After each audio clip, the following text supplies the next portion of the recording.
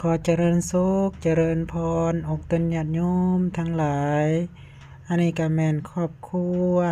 มีออกยอดมาแต่บ้านสะบูไซเมืองสองคอนแขวงสวรรณเขตเพิ่นก็ได้มาถวายปัจจัย13 ล้านถวายให้แก่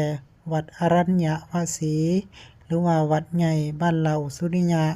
กับขอโมทนานำครอบครัวเพิ่นเด้อมาถวายปัจจัยมูลนาวัดอาตมาก็คิดเห็นประโยชน์ก็อยากสร้างประตูโขงเนาะที่มันเพก็ขอโมทนานำครอบครัวไม่ออกยอดก็จงมีแต่ความสุขความเจริญเด้อไม่ออกเด้อไปทางไหนก็บ่ให้ของให้ค่ามีแต่อายุมั่นขวัญยืนเด้อไม่ออกเด้อความเจ็บอย่าได้ความไข้อย่ามีแต่อายุวันนะสุขะภระ